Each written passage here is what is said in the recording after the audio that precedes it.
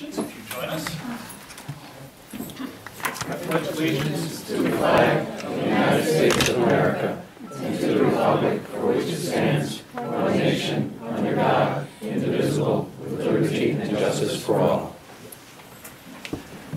All right. Next item of business is our spotlight. Ms. Keys. Thank you, Mr. Lyons. Good evening, everyone, and welcome to our spotlight section of our agenda for Tuesday, April 8th, 2014.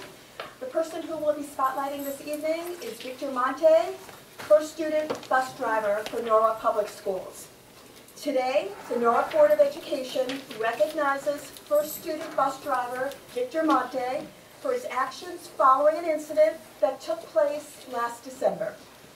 On December 18th, 2013, at just about 4 o'clock in the afternoon, Mr. Monte was driving students home from Silvermont Elementary School when his bus stalled on the train tracks.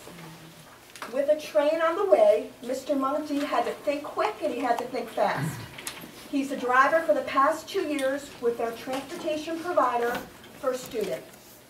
Mr. Monte followed the instructions he had learned in training and quickly and efficiently got the 40 children off the bus.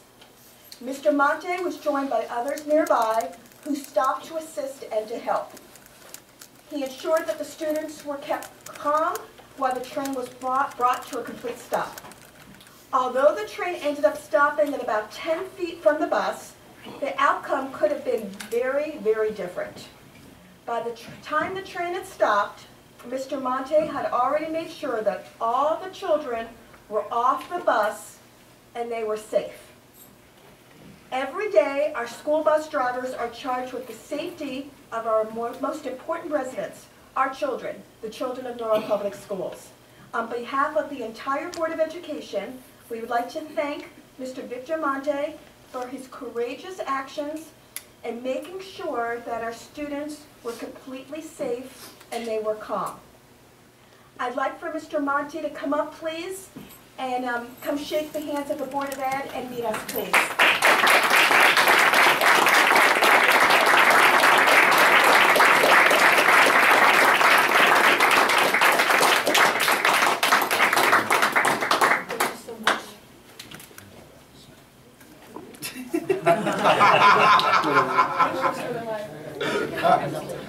If I could just add another thing for Mr. Monte.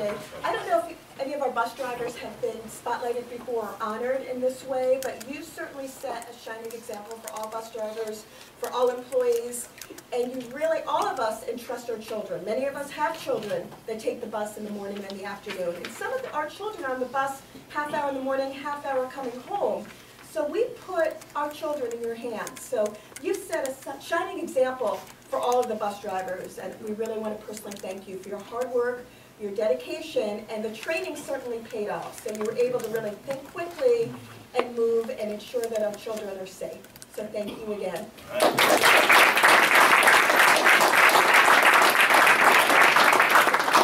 We normally also have a certificate, and we apologize. We don't have that for you tonight, but we will ensure that you have it by the end of the week. And thank you so much. All right. Next is our public comments section, and Mr. Simmons has the list. Over to you. Okay, good evening. Thank you for coming out. Public comments section, as always, I just want to remind you of the guidelines. You'll have 3 minutes. When I call your name, please come up to the podium. State your name and your address. Also, please keep your comments civil, and I think we all know what civil means. When you have 30 seconds left, I will raise my hand. At 3 minutes, I will ask you to stop.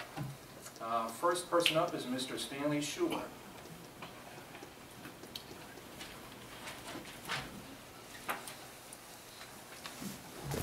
Good evening.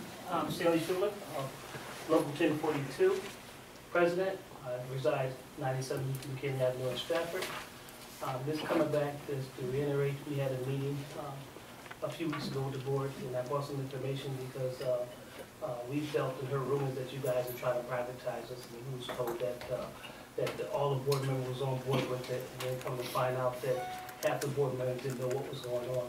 we're really upset with that because, like I shared earlier, in the months prior to that, when the new superintendent, when the old superintendent was there, they sat down with us as a union, and we gave them a lot of concessions and stuff like that to help save the board money and stuff like that, to keep our people employed.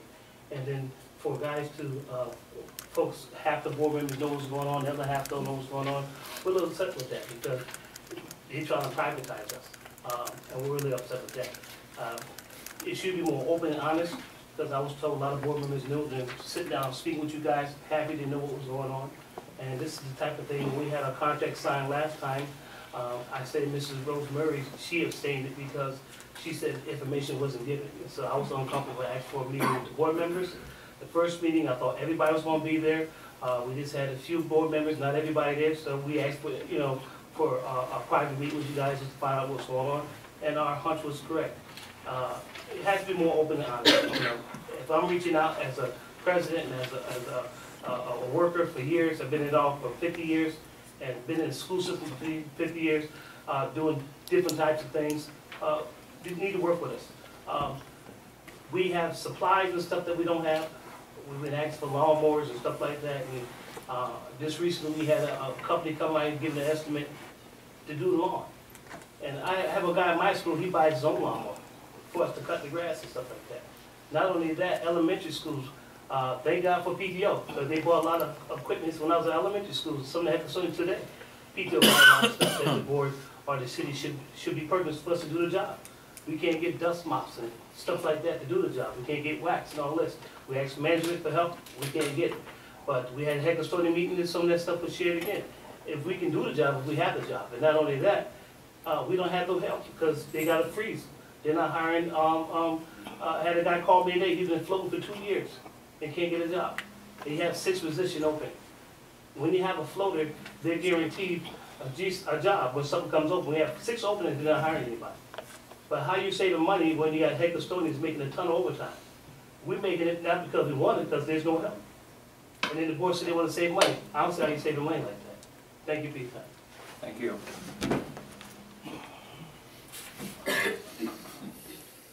And next we have Mr. Warren Pena.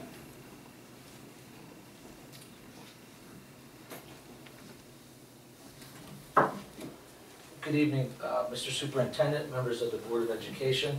I'm here in support of... Mr. Pena, your name and address for the record, sorry. Warren Pena, Field Slave. Yes. So I'm here in support of the After the Bell program. As chairman of the South Norwalk Community Center, this has been one of the things that we've been working on over the past 1.5 years since I became chair there. This is a very positive thing for the neighborhood. It creates a neighborhood learning environment. I was a District 99 child growing up on Lexington Avenue and Laura Street in South Norwalk, and I was bused all the way to Wolf Bay, which was way across town. And I don't recall a program like this that at least I participated in when I came back from school. But this is a great program. It's an after-school program that will allow children, obviously, to come and continue in a learning environment. One of the things that I asked when I first got involved with the center was, what's the best program that we run? 1.5 years ago. And the program was certainly different than this, but it was the after-school program that got the most accolades there. And this is a fine opportunity to bring it back. We've got certified teachers, site coordinators, educational program oversight. We've got child care staff. We also have professional management insurance that's going to be provided, security, pro bono space, and a South Norwalk Community Center staff that's caring and competent about our children and seeing that all children get the type of support that they need after school. So in other words, it's going to be run more efficiently, effectively, and professionally. In addition to that, we're going to have recreation potentially and the use of Ryan Park. So that's going to be very good for the usage of that park and obviously giving our children some more recreation around that. And one of the things that I've seen being down there for the past 1.5 years is really that we need to utilize that park more for different positive situations, art classes, music classes. This is a real true partnership We have the mayor's support here, we have the superintendent's support here. It's in alignment with his vision. We have council members who support this. As you are probably aware of, we've got CDBG funds that are going to change the whole landscape and the aura when you first walk into that first floor of that building. And I'm asking for your support here tonight, which is the last piece to really solidify this community partnership. Thank you for your attention. Thank you. Next is Mr. Robert Burgess.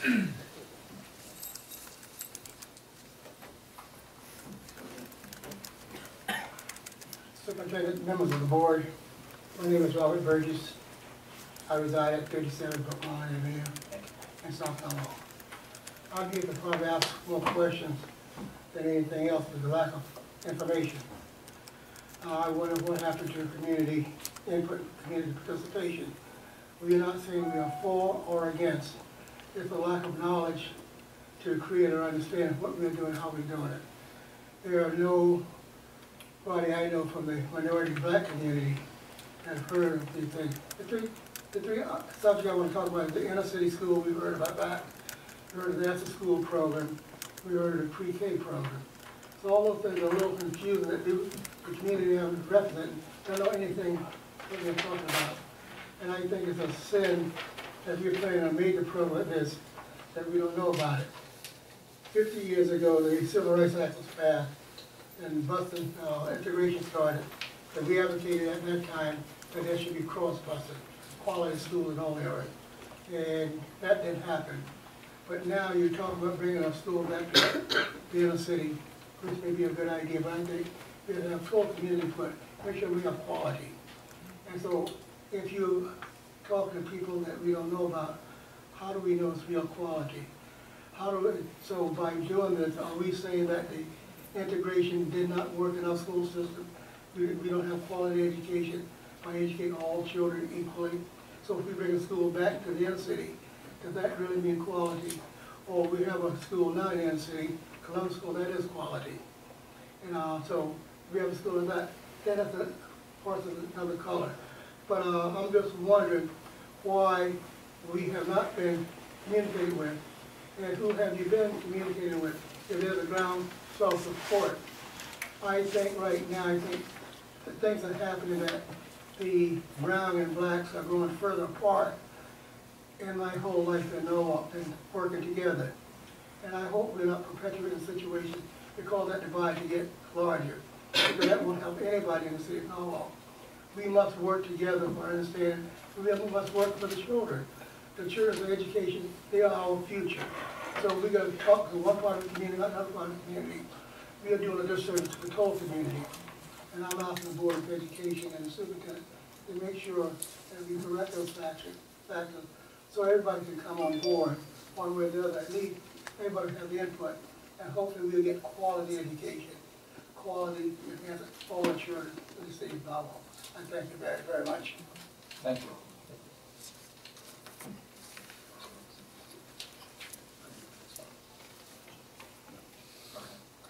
Next we have Ms. Lauren Rosado.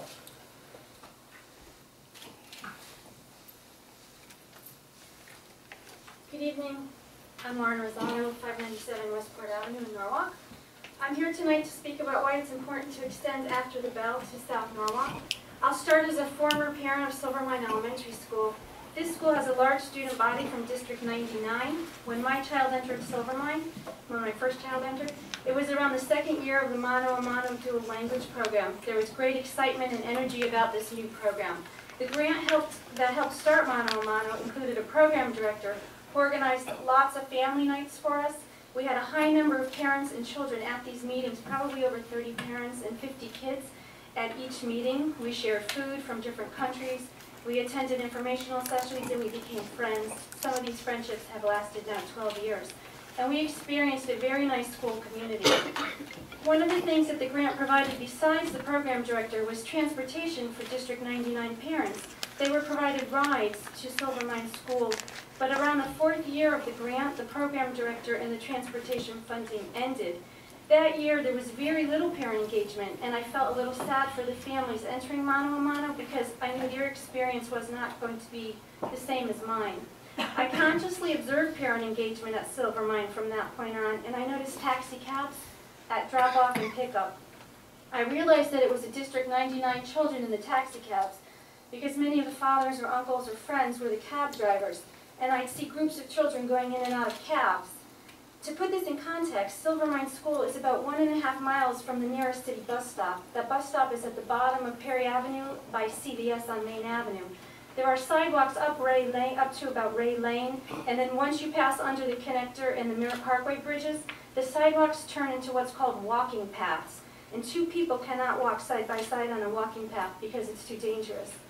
Another experience I'd like to mention is my involvement in the Norwalk After School Alliance. In 2011, an environmental scan, which I'm going to leave with you, was done of Norwalk. South Norwalk parents were surveyed. Lots of police officers were surveyed in this scan. At the time of this report, there were 2,000 fewer after-school slots available to Norwalk families than were desired, and that was when the Norwalk YMCA and Neon were strong. Today, there are more than 2,000 after-school slots needed in Norwalk because of the changes in just these two organizations. My final experience is just from last week at the South Norwalk Community Center, where I consult. We started registering students for an after-school program this spring, and in 3 days we registered 57 children. We have parents begging for programs in South Norwalk. You have a chance to bring After the Bell to South Norwalk, and not just to the community center, but to other places too, because this is just the beginning of expanding programs to where the need is greatest. The more opportunities that you bring to children and families of South Norwalk, the more parent engagement you'll see. Just like we used to have at Silvermine School when families were picked up and dropped off. Thank you. Thank you. Next we have Ms. Lisa Thompson.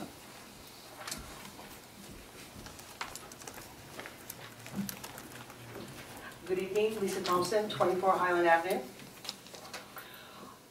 One of the greatest freedoms our society has is that of choice. But too often choice is limited to those with money. 4 years ago, I went on the record with the state and supported Reverend Lindsay Curtis's Sono Academy because the South Norwalk kids deserve to have a choice of whether or not they could attend a quality school in their own neighborhood. I have supported and been involved with the Norwalk Housing Authority after-school programs in their neighborhood centers for years because South Norwalk parents and kids deserve a choice about whether or not they stay on the bus for 45 minutes or they come back to their home and have an after-school program. At Rhoton this year, Carver offered an after-school program. There were 200 kids applied for 90 slots. Student-centered learning is a term that we're all going to have to become familiar with, and it's not about the grown-ups fighting it about who's in charge of the kids, it's about the kids. A couple more observations about what's going on in the state.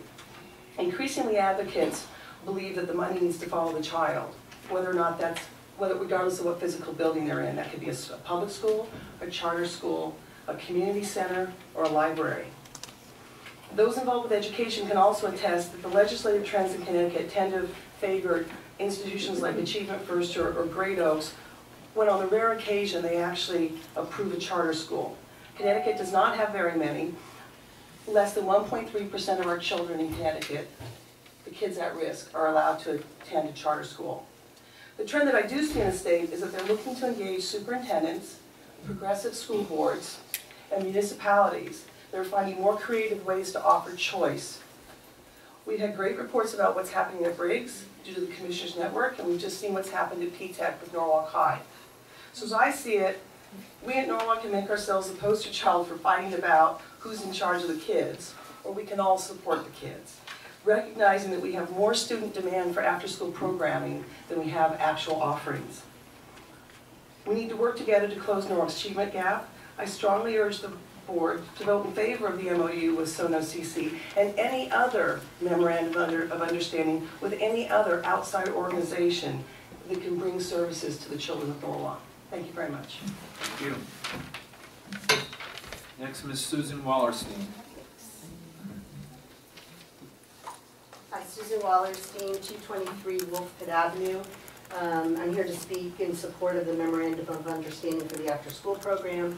And when I looked at the MOU, it reminded me of 30 years ago when Ms. Murray was head of the Parent Awareness Group through Project In Touch. I was president of the PTO council, and through her advocacy and that of B. Brown and the other parents, we brought the PTO meetings into the building, 98 South Main, and the message was clear then. So here we are 30 years later having similar, albeit somewhat different, conversations. I'm here because about 10 days ago I wrote an op-ed piece, a letter to the editor in Yantian, Norwalk. I sent it to the Hour as well, and I made 3 points about these kinds of programs that serve our youth as a senior citizen taxpayer whose children have grown. And I wanted to use those same criteria for this program and see if it passed muster. First, I criticized, or I made the point there needs to be a connection between planning and decision making. And what I saw in the design of this memorandum of understanding was that it was very aligned with, for example, the Norwalk Acts planning, which says home and family, school and community need to be partners in meeting the needs of young people. Secondly, I suggested that too few organizations know how to partner, and the nature of that memorandum of understanding along with the supporting documentation suggests that there are a lot of good partners involved in this. And the third criteria had to do with adults leading with their hearts, not with their heads, and speaking about results-based accountability. So if there's one weakness that I'm sure can be worked out as these kinds of programs, and this one in which I'm favorably disposed, and that is we have the tools now through technology to really identify at the kid level whether or not these kinds of programs after school are helping us close the achievement gap, keeping our eyes on the prize. We have the data to be able to do that. So when I use those same 3 criteria that I put forward publicly 10 days ago and apply them to this program, it appears that it does meet the standard, and I encourage you to move forward with it. Thank you. Thank you.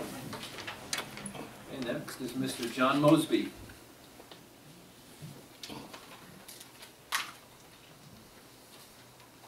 My name is John Mosby. I live at 15 Addison Avenue, South Norwalk, Connecticut. I would like to say to the Board of Ed that I've been in this town over 50 years, and I have been a community leader in South Norwalk for at least 30 years. And I know that town better than anything and anyone else. The thing what bothers me is that every time you all do something, you all go and put it together and you don't even, I'm one of the community leaders, you duck us and you don't be us involved. Number 2, in this here document here, what you did here, you all did not put in what you were going to do. That's a violation. You hand this out to the public, you give it to the press, but we didn't see it. This is what they gave me, but here it is over here. That's a violation. Number 3, I want to say to you all that in that community center, I met with the Spanish people down there, and I told them, you've got to work together. But look like everybody ignored it. And we got a right to have something down in that community. I also want to tell you all, y'all talking about 96. I was shocked when I heard about 96. I want to let Dr. Romero know right up front, I was here a long time. I was in on that suit. The court closed down. We had all the black schools, but they closed them down, and I got the decision. I was a part of that suit. They say you cannot have all Spanish or black schools down there. Now you got all these other schools for the program. Ms. Medallion made it clear, very clear, that we have 4 other schools. You bust our kids anyway. You got Roy Aiden down there that can take some more kids. You going down there trying to take that community center was made down there by the folk follow to feed the kids and all that, not for no building, putting on to the building and all that thing. And I'm going to tell you right now, if you go through with it, we're going to fight it. We're going to file another lawsuit against you. Because what you all doing is wrong. What you doing here tonight, this is illegal, what you did, because the community kept it put. And I'm going to say right quick here, it say right here, under 100, it say everything that both should recognize that the community should get the input by the community. Members of the community, of all development, policy, implement, program, evaluation. We was left out of that. And I want to tell you all, it was done wrong. I'm opposed to it until you sit down with us in our community, not just with a few of leaders. We are part of the community. Thank you very much. Thank you, Mr. Mosby. And finally, we have Mr. Tony Santamaria. Good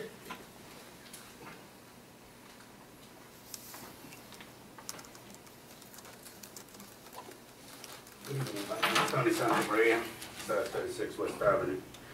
I have a few questions, and you know, it's a nice, if it goes through, it's going to be a nice program, but money-wise, like I say, why is there no home school for District 99? Okay, that's one of my questions. Why did the Board of Education decide no school for District 99? If we need a school, why did we give Benjamin Franklin away? Budget for program say is $98,719. The cost is more than everything. It's not added. Will this program be free for the families? How is the board going to pay for this? And my question is, you know, insurance, teachers, I mean, everything sounds good on paper, and I see it happen. Everybody cries we're broke. Title I is a lot of families will not qualify to Title I. So we can't use all that money for that. So, it's, you know, I got little concerns. It's not much. I mean, everything is good. It's for the kids. I go for it. But the money, you know, we're talking insurance liability, you know, it's a lot. Security for that part, you know, it's concerning. The money-wise. I mean, we cry we don't have no money, we can't hire teachers, we can't do this, but we're going to do this. You know, but my concern is the kids. Are they going to be left out in limbo? You know, what's going to happen? We go through, you know, special ed kids are being thrown away to a 505 program with no safety nets or nothing. And nobody can say, no, Mr. Santamaria, you only happened to one of your kids. No, my grandchildren just got kicked out. He's only 6 years old at a special ed. Without safety net, you know, without goals. You know, we ask the teachers, because a lot of parents don't know what a PPT is or how to run it. And then we ask them, what's his goals? Oh, I don't know, what's his goal? They look at the other person look at the other one. You know, it's concerning. To me, you know, 4,000 square feet, and then it's, I don't know, something else. It really concerns me, you know, the money-wise part. Something's not fitting into this picture, that's all. And in my point of view, you know, other politicians, they show up over here and they'll do the nice speeches and everything, but when it's time to really fight for our kids, you don't see them around. Thank you. Thank you. And that is all that is signed up for public comments. Mr. Chairman, it's all yours. All right, we'll move on to superintendent's report. Yeah, we already had sign-ups. She came in. She came in, she knows. I know, sign-up is already done. So that ends it? Yeah. Do I have an opportunity to leave a note or anything, or write something in Sure. reference to what I'm supportive of? You can leave it with us before you go. Dr. Rivera. Sure. I think first we'll go with a special presentation, and I'm going to turn it over to Board Member Artie Caceres. Thank you, Mr. Rivera. Last year, Ms. Keys and I had the privilege of sitting on the policy committee along with then Chairman Mr. Steve Colarossi. We had worked very long hours and with the Center of Youth Leadership over at Brian McMahon to put together an anti-bullying policy. I think it's a very comprehensive one. So with that, and we know, bullying is a big issue in our schools. I have met a gentleman about a year and a half ago, Mr. Gus Patazzi, that I trained with, who is working in several communities in our area and doing anti-bullying workshops along with Mr. Kevin Kearns, who wrote a book about it, who also has a letter from Michelle Obama signed about his work with anti-bullying workshops in the schools. And so I've asked him to come and kind of make a nice little presentation to us about anti-bullying. So I want to introduce you to Mr. Kevin Kearns and Mr. Gus Patazzi.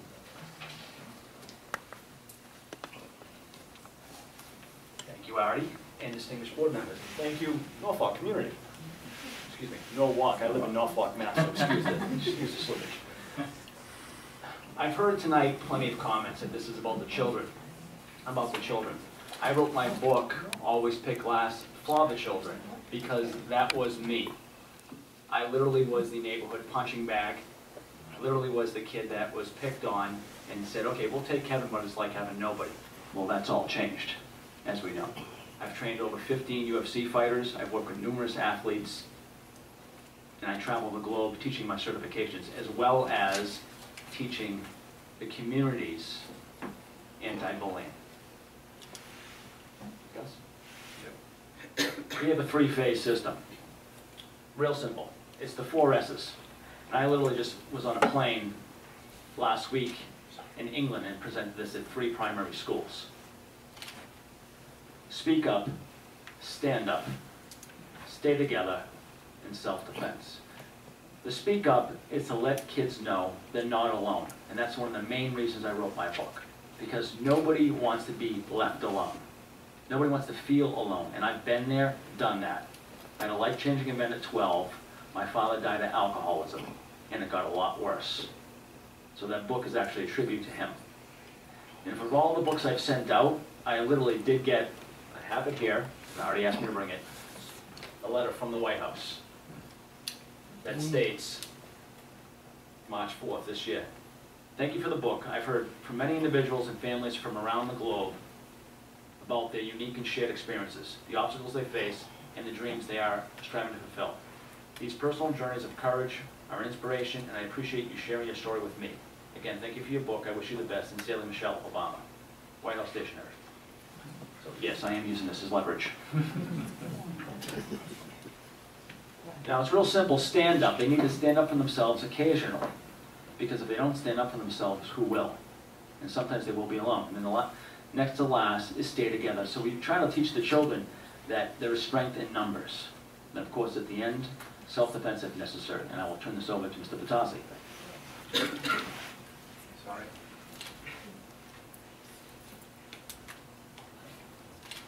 I'm going to stand if you guys don't mind. I'm a nervous speaker when it comes to sitting down. Self-defense has a lot of connotations, and I want to start with the most obvious thing that I believe in, is that's just staying safe. Self-defense is about staying safe. It's not about fighting. It's not about anything that has to necessarily do with violence. It has to do with being able to assess a situation and find the best path home safely. My daughter is a victim of bullying. I've watched her, and I run a school that teaches this, and I had to observe her trials because she, knowing what I know, knowing what I do, still, to Kevin's point, wasn't comfortable stepping up and saying these things even to her own father. So these are the things I want you to understand. For me, this is the credo of the school. It is better to avoid the situation than to run. I'd rather not be there. If there's a problem, I don't want to be there. I'd rather run if I am there than to have to de-escalate the situation. If I see the problem starting to happen, I want to go and go as fast as I can. I want to be part of it. If I'm still there or it confronts me unexpectedly, I would rather de-escalate it than to fight. I'm not about fighting. I'd rather get out, de-escalate, and talk my way through it so I'm safe. But if all things go upside down, I would have to fight than to be beaten. And beaten is not just physical, it's emotional. It's allowing the situation to dominate you, that it comes home with you, and it torments you at home. And that, as I said, is something I watched with my daughter for several years, culminating with her own eating disorder, which caused her to be hospitalized. So these are things that I've had to deal with, and it's one of the reasons I have had passion in bringing this forward.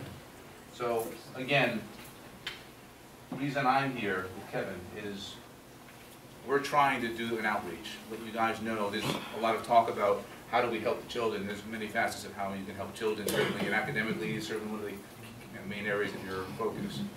My areas of focus, our areas of focus, teach the children how their bodies work, balance, agility, coordination, help them feel good about themselves, strong. Teach them what situations they might encounter. It is amazing the number of situations that unfold that they were just not aware of or prepared for. They didn't know these kinds of situations even happened. I've had wide-eyed expressions from children who walk through our studio who had never even heard of the kind of thing that play out, not just name calling, but situations that they just weren't even thinking about. Teach them what choices they have in those situations that keep them safe, whether it's finding an authority figure, staying together with friends so that they're not collectively picked on. Whatever the situation is, to bring themselves out into a place where they can now stay safe and confident. And then find out what are the verbal and sometimes non-verbal tactics they need to stay safe. So, again, Israeli Krav Maga, 261 Main Avenue, that's I'm there. It's my address, it's where I house my teachings.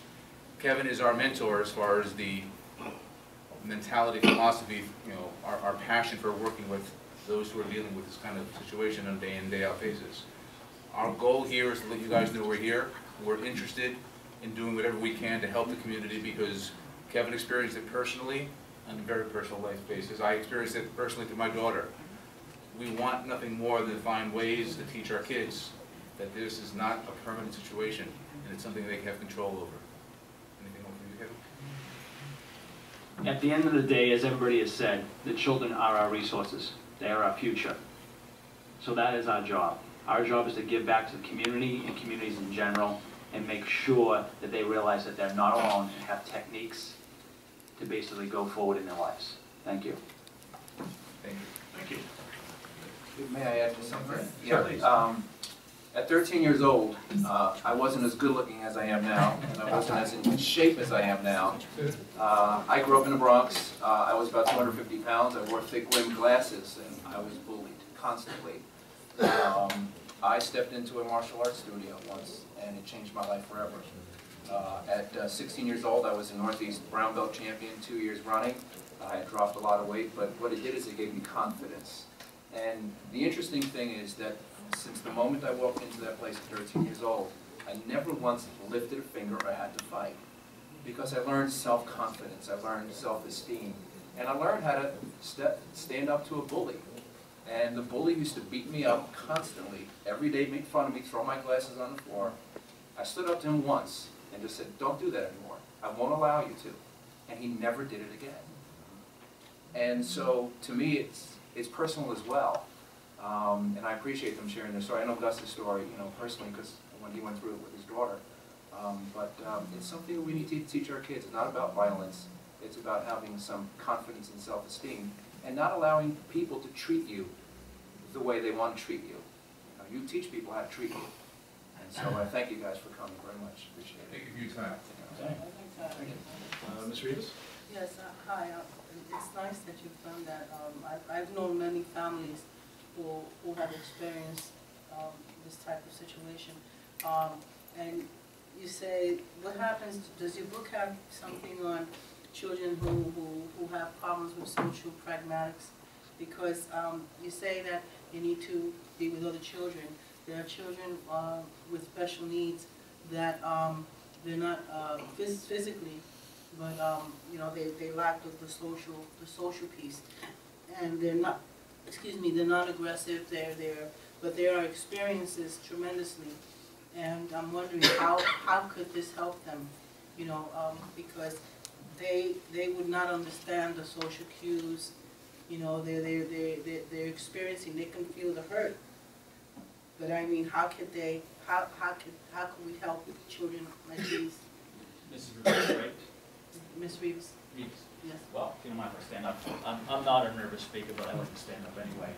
I think that the key point, and I appreciate your question, is to teach these kids that they're not alone, and that every child, one of the things I try to push on the children when I've done my talks overseas and other locations, is that I tell the children, I say, what speaks to you? Already, martial arts spoke to you. It spoke to me too. After my father died, I went to martial arts, and it saved my life, literally. And I went to strength training. So we try to find something that the children are really geared towards, whether it be art, music, I don't care what it is. Horseback riding. When I was in the UK, they were saying swimming, there was this. I said, great, does it speak to you?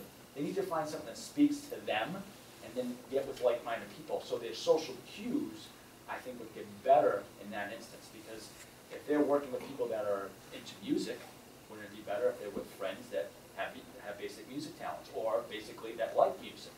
Like-minded people stick together. I hope that helps. Can I add one thing? In our our studio at present, there are two children, one's 6, one's 10, who are both on the spectrum, they're both autistic. Yes.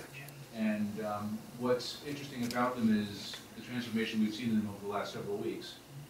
And you know, I don't mean to make it sound though it's magical. It's not magical. It's like everything else. It's a personal experience that you have to go through as a journey. But what we found with both of them, the 6-year-old was extremely introverted, very difficult to sort of even come out and even work with us. Very awkward physically, very self-aware, and upon any feeling that he wasn't performing well, would literally lay down and curl up in fields, and just didn't, in the middle of the class, didn't understand how to contend with those feelings.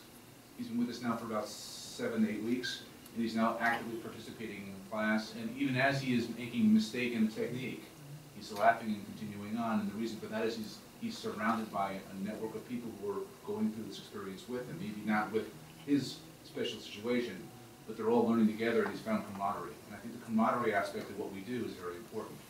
So it's not a cure-all for all things, but I'm very, very blessed to say that these two situations have both found positive roots because it's a very supportive atmosphere, and there's no judgments. Everyone learns at their own pace, and everyone helps each other. It's not just teachers teaching the children, it's kids partnering with each other and helping each other out. And it's an amazing situation. It's very empowering when a person sits across from you with another peer and helps you. It makes you feel connected. And that connection has done a lot of good. Thank you. Did you have a question? No? Okay. Any other questions, comments? No, I would just like to also thank you for your presentation tonight. And for the board, one of the areas that we're working on, there's a great deal of training and professional development that we have to do in our system. And over the course of the next 2 or 3 weeks, we're actually looking at how we're going to fit it all in preparation for the next school year over the summer. Obviously, we have to deal with the importance of our K-5 literacy program, our 6-12 literacy, math,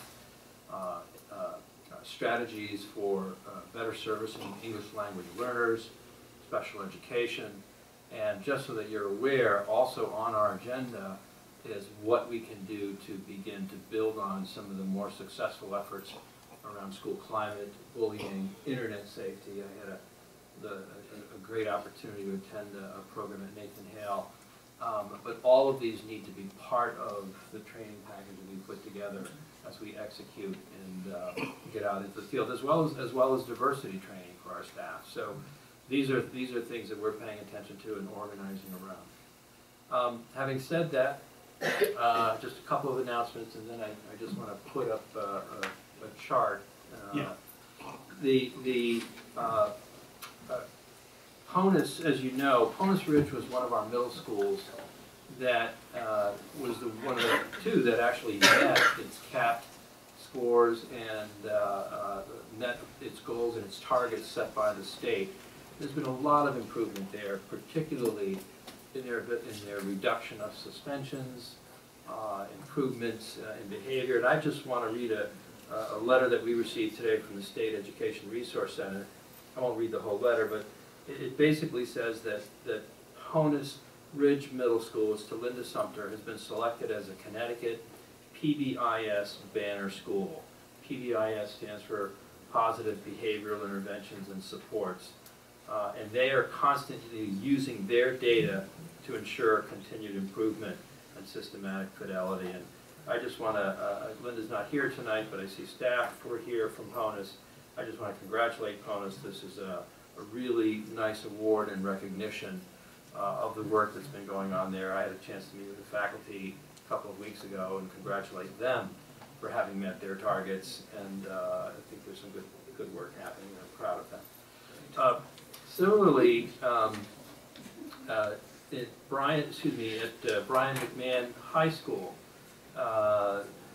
they began, more than a year ago with support of the Nellie Mae Foundation, pursuing student-centered learning. With support of that foundation, in fact, again, I had the opportunity to meet with their team at a conference in Hartford for a day, and they had really begun to tackle this very seriously and put in place a number of strategies. And Brian McMahon High School was just recognized, the National Association for Secondary School Principals and the Center for Secondary School Redesign has invited Brian McMahon to showcase what they're doing at a conference called Breaking Ranks 2015 in San Diego. This is in February. And the showcase really is, Brian McMahon High School is one of only 20 nationwide high-performing secondary schools selected by both organizations to present stories of successful implementation of student-centered and culture change strategy. So they're on their way. Obviously, a lot of our schools have a lot of work to go, but they're on the way, and I just want to congratulate them for this recognition as well. I'm going to pass out, and I just want to take 10 minutes. I'm asking you, we have for you tonight a resolution, a vote, ultimately after discussion, to support a recommendation to expand opportunities to provide after-school programs for some of our students. But before I do that, I want to put some of this into context. And I'm going to pass out a one-pager, and it's also up there on the screen.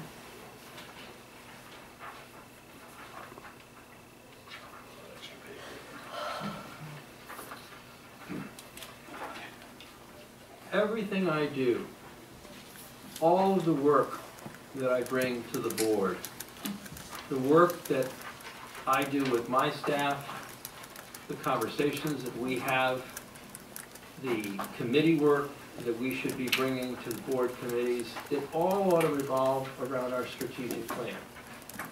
And you ought to be holding me accountable for the delivery of that strategic plan and meeting the kinds of outcomes that we're going to eventually be part of that plan. That's part of what I've been asked to do.